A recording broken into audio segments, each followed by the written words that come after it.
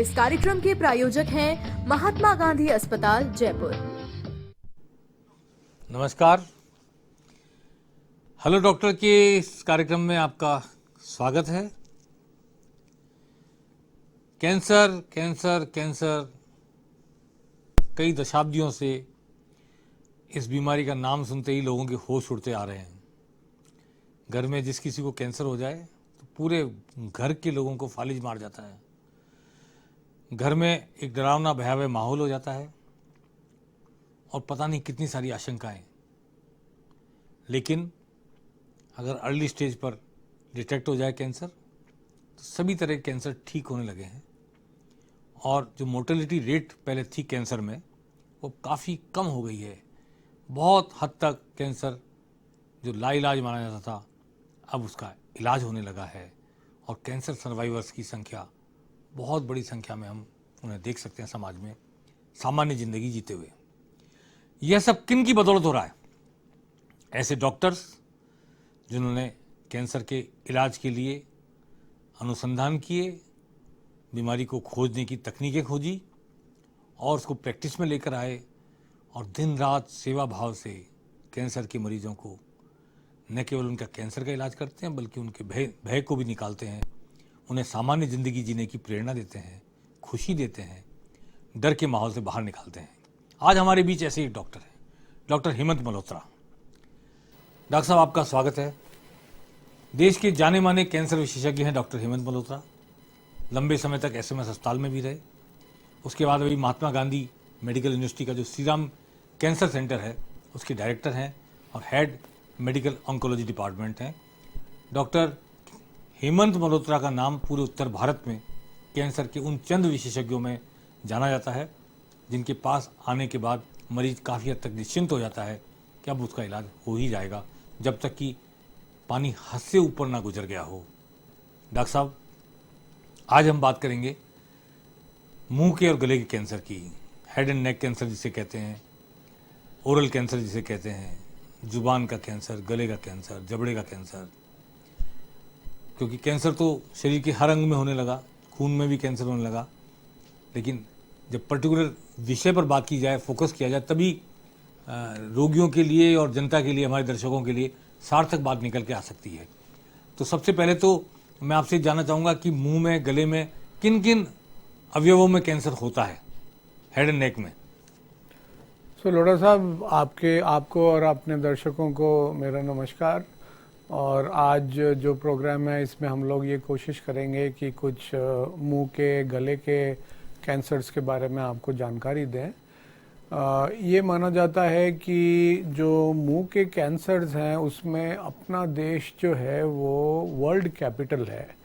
World capital का मतलब पूरे दुनिया में जितने भी हेड एंड नेक कैंसर्स होते हैं, गले के, मुंह के, जबान के कैंसर्स होते हैं, उसमें से 50 to 60% जो कैंसर्स होते हैं वो भारत में होते हैं। वो हम लोग विश्व को देते हैं। तो अच्छा, और मतलब एक बहुत प्रमुख बात जो आप सब लोगों को जानकारी होनी चाहिए, ये ऐसा कैंसर है जो एक तो फर्स्ट तो प्रिवेंटेबल है, ये पूरी तरीके से रोका जा सकता है। 90% ऑफ द ओरल कैंसर्स, मतलब मुंह के, जबान के, गले के कैंसर्स, वो या तो स्मोकिंग से होते हैं या जर्दा खाने से होते हैं। दूसरी बात, ये ऐसे अंग में होते हैं जो आपको, मेरे को, आपके परिजनों को दिखता है। कोई पेट का कैंसर हो, कोई लंग्स का कैंसर हो, वो तो शरीर के डीप इनसाइड है, वो दिखता नहीं है। उसके लक्षण जो होते हैं वो बहुत सारी और बीमारियों के लक्षण भी हो सकते हैं। ये कैंसर तो 1 मिनट में मतलब आपके परिजन को, कैंसर के रिलेटिव को, कैंसर के रोगी के संबंधी को 1 मिनट में दिख जाता है। बस यही है कि अपन उसको देखते नहीं हैं, अपन उसको प्रारंभिक अवस्था में उसका निदान नहीं करते हैं। हमारे पास ये भी आंकड़े हैं कि जो 70% कैंसर्स हैं अपने मुंह के, वो 3rd या 4th स्टेज में आते हैं। तब जो है फिर भी हम लोग कुछ पेशेंट्स को ठीक कर पाते हैं, बस ज़्यादातर पेशेंट्स को ठीक नहीं कर पाते। अगर यही पेशेंट्स, यही रोगी हमारे पास पहली दूसरी स्टेज में आ जाएं तो 90% या 80% पेशेंट्स को हम लोग ठीक कर सकते हैं। तो ये सबसे पहला और सबसे अंतिम संदेश यही मैं आपको आज देना चाहता हूँ। जी डॉक्टर साहब, सबसे पहले तो हम जुबान के कैंसर की बात करते हैं। जुबान में कैंसर कैसे पता लगे आदमी को कि मेरी जुबान कैंसरस सेल से पीड़ित हो गई है, संक्रमित हो गई है? देखिए, सबसे पहले तो एक एनवायरनमेंट होना चाहिए जो मुंह का कैंसर बनाता है। अगर कोई रोगी है जो खूब जर्दे का सेवन करता है या गुटखे का सेवन करता है, बिना जर्दे वाला गुटखा भी उतना ही हानिकारक होता है जो जर्दे वाला गुटखा होता है, या अधिक मात्रा में धूम्रपान करता है, तो ये एक कैंसर प्रोड्यूसिंग एनवायरनमेंट हो गया। और अगर ऐसे रोगी को जबान में कोई छाला होए जो 1 हफ्ते में 2 हफ्ते में ठीक नहीं होए सामान्य दवाइयों से, तब बहुत हाई संभावना होती है कि ये प्रारंभिक अवस्था में जबान का कैंसर हो सकता है। और हमारी ये सलाह होती है कि ऐसे पेशेंट्स को कि आप जल्दी से जा कर के एक डॉक्टर से संपर्क करें।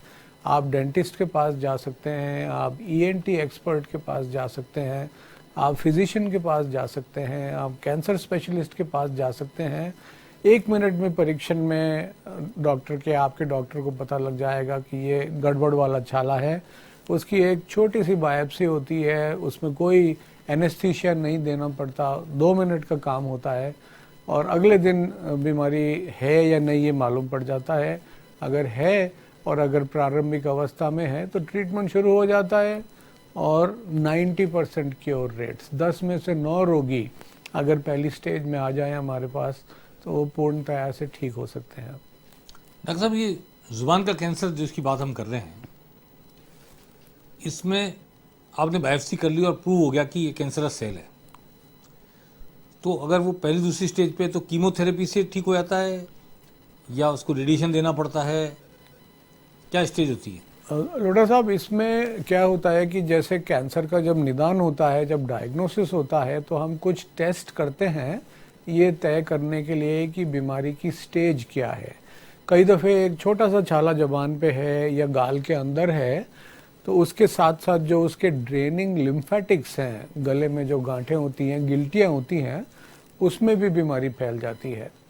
तो अगर पहली स्टेज की डिजीज़ होए और ऐसी जगह पे, ऐसी साइट पे होए जहाँ पे ऑपरेशन संभव होए, तब तो हमारा पहला चॉइस ऑफ ट्रीटमेंट जो है वो सर्जरी का होता है। कुछ पेशेंट्स होते हैं जो या तो उम्र की वजह से या दूसरी बीमारियों की वजह से इतने ज़्यादा सिक होते हैं कि वो एनेस्थीसिया, जो बेहोशी की दवाई हम लोग देते हैं, वो टॉलरेट नहीं कर पाते। तो उन पेशेंट्स में हम लोग ऑपरेशन का खतरा नहीं लेकर के कई दफ़े सेक से भी इलाज करते हैं। आमतौर पे जो मुंह के और गले के कैंसर्स होते हैं पहली स्टेज वाले, उनमें हम लोग कीमोथेरेपी का इस्तेमाल नहीं करते। और अगर बढ़ी हुई बीमारी होती है तो कई दफ़े ऑपरेशन करते हैं और ऑपरेशन के बाद सेक भी होता है और सेक के साथ साथ कुछ इंजेक्शंस भी होते हैं, कीमोथेरेपी भी होती है।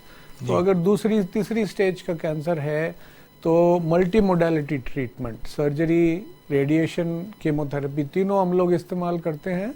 और अगर बिल्कुल शुरू की स्टेज की कैंसर होती है तो उसमें लोकल फॉर्म ऑफ ट्रीटमेंट, या तो सर्जरी अगर संभव हो, नहीं तो रेडियोथेरेपी का इस्तेमाल करते हैं। जी, लोग तो बहुत ऐसा समझते हैं कीमोथेरेपी सबसे शुरू में होती है, फिर रेडियोथेरेपी होती है, बाद में जाकर एक्सट्रीम स्टेज पे ऑपरेशन होता है। आम लोग इस तरह समझते हैं जी।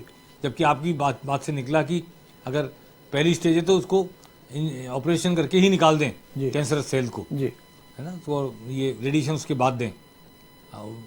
ये जो ऑपरेशन होता है इसमें भी कुछ सेल्स बच जाते हैं, रह जाते हैं अंदर, या पूरे निकल जाते हैं सारे कैंसर? मतलब उसमें जैसे ऑपरेशन हम लोग करते हैं तो जो गांठ हम लोग निकालते हैं या जो अंग हम निकालते हैं वो हम हमारे पैथोलॉजिस्ट के पास भेजते हैं। वो पैथोलॉजिस्ट उसके सेक्शंस करके और माइक्रोस्कोप के नीचे देखते हैं, और अगर हमको ये लगता है कि जो कैंसर के सेल का मार्जिन है और नॉर्मल सेल का मार्जिन है वो अच्छा है, तो फिर आगे के इलाज की और ज़रूरत नहीं होती। कभी कभी ऐसा होता है कि बीमारी ऐसी जगह पे होती है या ऑपरेशन ऐसा होता है कि जो कैंसर का मार्जिन है वो बिल्कुल नॉर्मल मार्जिन से सटा हुआ होता है, या 1 मिलीमीटर का फर्क होता है between tumour edge and the surgical specimen. जब ये नैरो मार्जिन होता है या मार्जिन पे हम लोगों को कैंसर के सेल्स दिखते हैं, तब ये संभावना हो जाती है कि शायद कुछ माइक्रोस्कोपिक कण बीमारी के छूट गए हों। तो इस सिचुएशन में जब मार्जिन पॉजिटिव होता है या मार्जिन बहुत नैरो होता है, तब हम लोग ऑपरेशन के बाद सेक का इस्तेमाल भी करते हैं, जिससे जो भी ये माइक्रोस्कोपिक कण छूट गए हों उनको जला दें, हम उनको खत्म कर दें, उनको नष्ट कर दें और पेशेंट को पूरी तरीके से क्योर कर दें। डॉक्टर साहब वो स्टेज कब आती है जुबान ही काटनी पड़ती है? देखिए, नॉर्मली जब जबान का कैंसर होता है तो उसमें हम लोग 2 भागों में उसको बांटते हैं। एक तो एंटीरियर 2/3 मतलब जबान के आगे के 2/3 हिस्से का, और एक पोस्टीरियर 1/3। पोस्टीरियर 1/3 अपने गले के पीछे होता है, जो अपने को दिखता नहीं है। जितनी जबान अपने को दिखती है, इससे ज़्यादा जबान अपने गले के पीछे, गले के अंदर भी होती है। जो पोस्टीरियर 1/3 के कैंसर्स होते हैं, उनका ऑपरेशन थोड़ा मुश्किल होता है, क्योंकि वो साइट ऐसी होती है कि उसमें सर्जन को एक्सेस नहीं मिलती, वहाँ जाने का रास्ता नहीं मिलता। तो उन पेशेंट्स में हम लोग रेडियोथेरेपी प्रेफर करते हैं, और जो जबान के आगे वाले कैंसर्स हैं उस पे हम लोग पहले सर्जरी प्रेफर करते हैं। और फिर ये डिपेंड करता है कि जो ट्यूमर की स्टेज है वो क्या है। बिल्कुल छोटा सा ट्यूमर है, आधे सेंटीमीटर का ट्यूमर है, बनस्पत 4 सेंटीमीटर का ट्यूमर है जो पूरी जबान को इन्वॉल्व कर रहा है, और जो मध्य वाली रेखा है जबान की, उससे दूसरी साइड पे भी जा रहा है, तब बड़ा ऑपरेशन करना पड़ सकता है। मतलब पूरी जबान को, जिसको हम लोग टोटल ग्लॉसेक्टमी बोलते हैं, वो भी करनी पड़ सकती है। डॉक्टर साहब, मान लो छोटा सा ऑपरेशन हुआ, एक छोटी सी कैंसर सेल निकाल दी, तो जुबान जो बोलने के काम आती है और जो स्वाद लेने के काम आती है, 2 बड़े काम करती है जुबान, बोलती भी है और स्वाद भी लेती है। उस पर क्या इफेक्ट पड़ता है आदमी के? अगर छोटा सा ऑपरेशन हुआ है, जो आमतौर पे अगर अपन पहली स्टेज में बीमारी को पकड़ लेते हैं, जो हम लोग करते हैं, उसमें कुछ भी फर्क नहीं पड़ता। थोड़े टाइम के बाद जो ऑपरेशन का घाव होता है भर जाता है, 2 या 3 महीने में बिल्कुल भर जाता है, उसके ऊपर नई लाइनिंग आ जाती है। फिर ना तो बोलने में कोई आपत्ति होती है और ना ही टेस्ट में कोई आपत्ति होती है, बिल्कुल एब्सोल्युटली नॉर्मल लाइफ। बट ये तभी होता है जब पहली स्टेज की बीमारी हो। अगर इससे ज़्यादा बीमारी है, दूसरी, तीसरी, चौथी स्टेज की बीमारी है, और अगर पूरी जबान को ऑपरेशन करके निकालना पड़े पेशेंट की जान बचाने के लिए, स्वाद तो फिर भी रहता है गाल से और जबान के पीछे वाले हिस्से से, बट बोली में थोड़ा फ़र्क आ सकता है। उसके लिए कुछ स्पेशल स्पीच ट्रेनिंग होती है जो हम लोग पेशेंट को एडवाइस करते हैं, और आमतौर पे ज़्यादातर लोगों में ऐसी स्पीच तो हो पाती है जो हम लोग, आप लोग, सब लोग समझ पाएँ। जी। अब हम जबड़े के कैंसर पे आते हैं। जो तंबाकू, गुटखे, इनकी वजह से ज़्यादातर जबड़े का कैंसर हो जाता है, जबड़ा भी काटना पड़ता है कई बार। ये क्या वजह होती है और कैसे इसका इलाज होता है?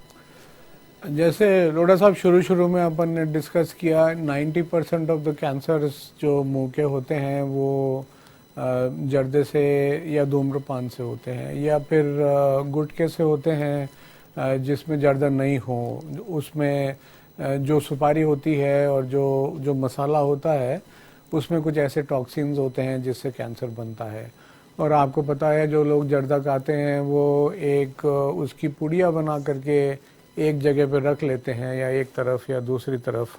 वो वहाँ पे कॉन्स्टेंटली जो म्यूकोजा होती है, जो मुंह की लाइनिंग होती है, उसको इरिटेट करती है और उसको क्रॉनिक इरिटेशन करके और वहाँ पे कैंसर बना देती है। जैसे बाकी सारे कैंसर्स में हमारी अप्रोच होती है, सबसे पहले डायग्नोसिस करते हैं, सबसे पहले एक बायोप्सी लेकर के बीमारी का निदान होता है, फिर कुछ टेस्ट होते हैं जिससे हमको पता लगता है कि बीमारी की स्टेज क्या है।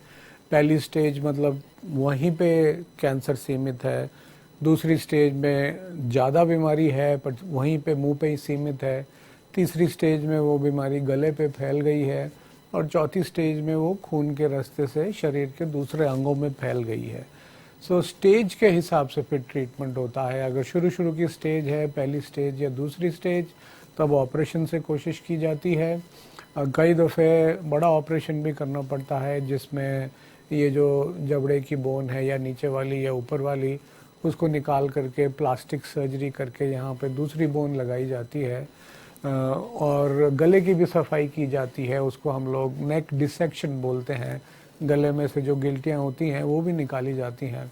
फिर ये सारा जो ऑपरेशन करके पीसेस निकलते हैं, इनको पैथोलॉजिस्ट को भेजा जाता है। पैथोलॉजिस्ट इनको देखते हैं अच्छी तरह, मार्जिन्स कैसे हैं वो देखते हैं, जो गिल्टियाँ निकाली हैं उसमें बीमारी है कि नहीं ये तय करते हैं।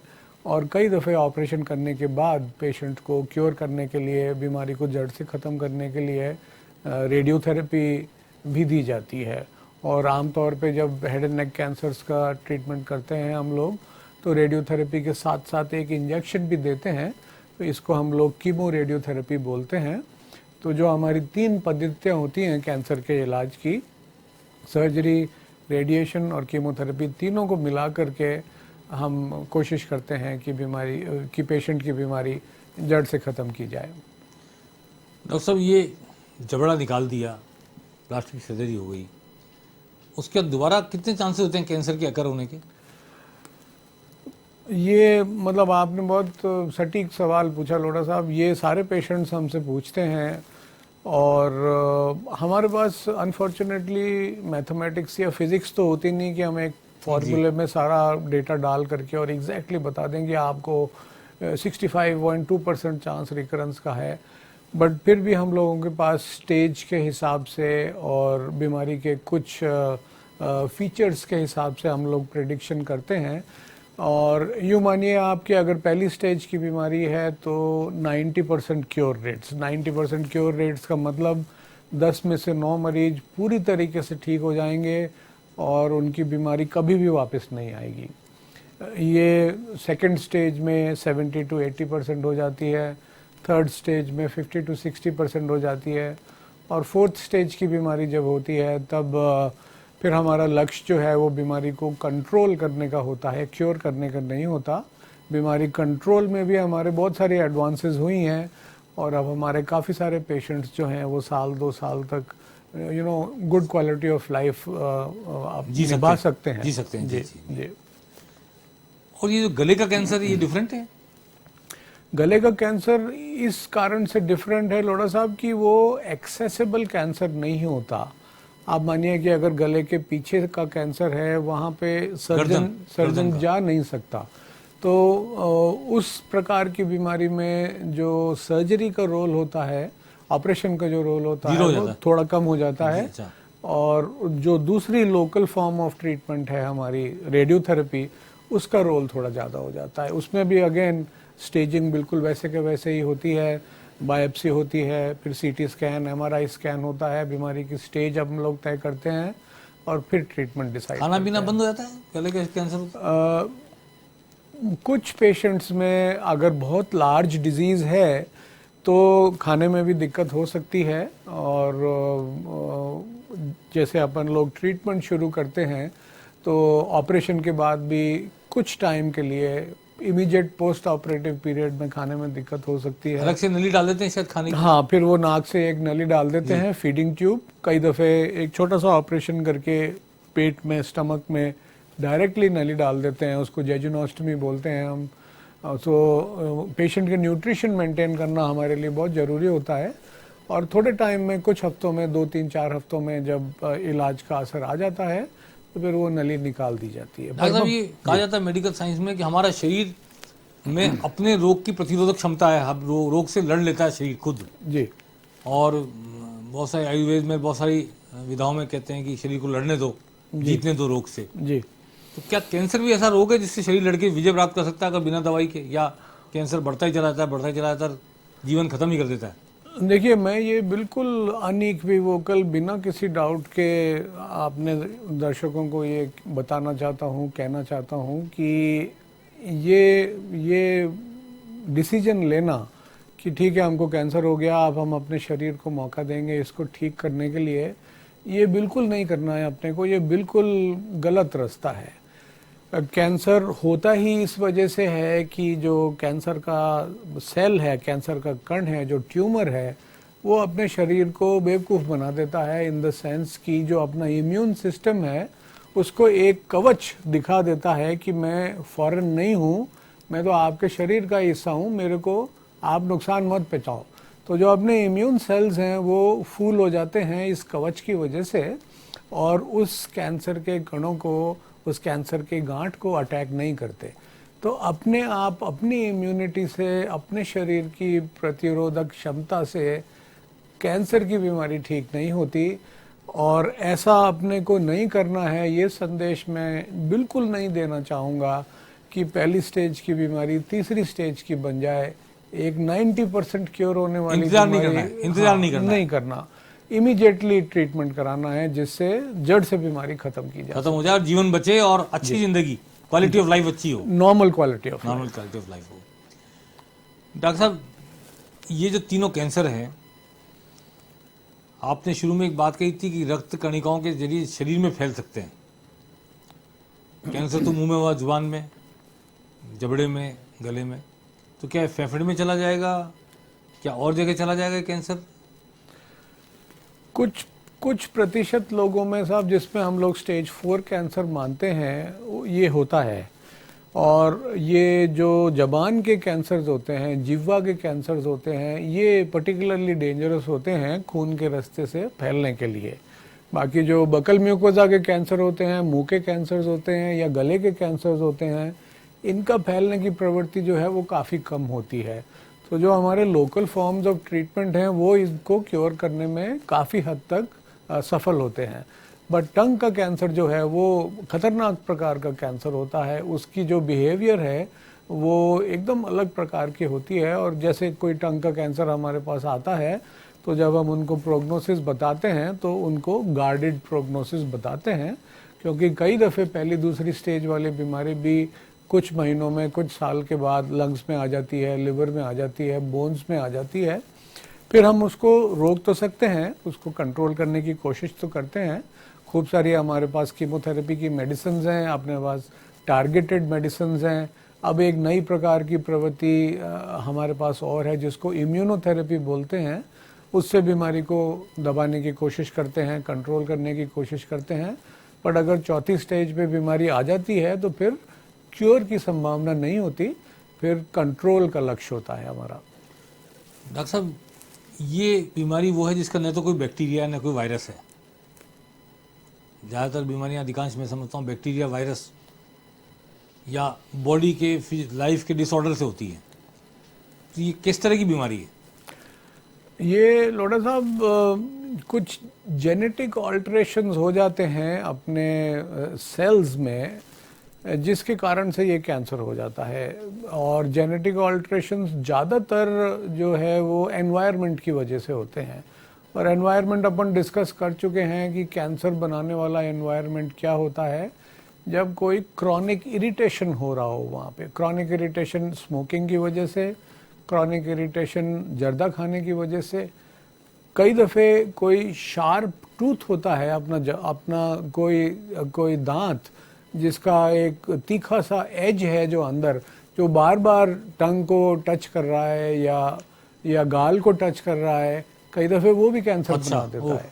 तो ये और एक संदेश मैं देना चाहूँ बात ख़त्म होने के पहले, कि अगर आपको कोई ऐसे इरिटेशन हो रहा है माउथ में जिसके कारण कोई शार्प टूथ है जो बार बार जबान को इरिटेट करके छाला बना रहा है, या दूसरी तरफ शार्प टूथ है जो आपके गाल के अंदर बार बार इरिटेट करके छाला बना रहा है, तो आप जल्दी से डेंटिस्ट के पास जाइए। 5 मिनट का काम है, वो थोड़ा सा उसको घिस देंगे, उसको राउंड कर देंगे, उसके शार्प एज को ख़त्म कर देंगे, वो क्रॉनिक इरिटेशन हट जाएगा और जो कैंसर बनने का थोड़ा सा चांस है वो हट जाएगा। तो ये और अपने को ध्यान रखने की बात है कि ऐसा अगर कुछ हो तो जल्दी से डेंटिस्ट के पास जाके उसको फिक्स करा लेना चाहिए। आज हम मुखातिब थे डॉक्टर हेमंत मल्होत्रा से, कैंसर के जाने माने विशेषज्ञ।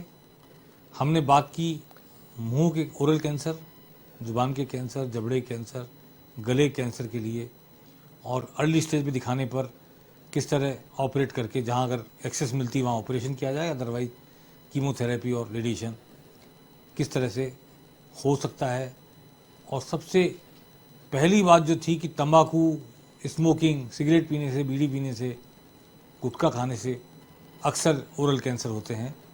और आखिरी बात ये निकली कि अगर कोई तीखा दांत किसी एक जगह लगातार चुभ रहा है तो डेंटिस्ट से इसको गोल करवाइए, राउंड अप कराइए, अन्यथा वो तीखा दांत भी एक छाला बना देगा जो कैंसरस छाला हो सकता है।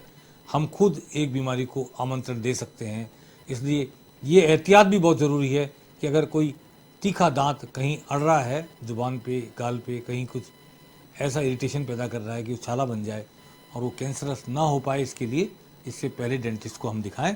तो बहुत बहुत शुक्रिया डॉक्टर साहब, आप हमारे स्टूडियो में आए, आपने इतनी सारी जानकारियाँ दी, इतनी सारी बातें की, और जिस तरह सिस्टमेटिक तरीके से कैंसर का इलाज संभव है। और कैंसर हो गया इस बात से जो पहले मातम छा जाता था घर में, लगता था कि अब ये तो मौत ही होगी, वो उस दौर से हमारी मानव सभ्यता बाहर आ चुकी है, मानव समाज बाहर आ चुका है। और शुरुआती स्टेज पर हो तो 90% तक लोग सर्वाइव भी करते हैं, अच्छी ज़िंदगी भी जीते हैं और शेष बची ज़िंदगी में ज़िंदगी का आनंद भी लेते हैं। डॉक्टर साहब आपका बहुत बहुत शुक्रिया, धन्यवाद A1 टीवी के सारे दर्शकों की ओर से। थैंक यू वेरी मच, धन्यवाद।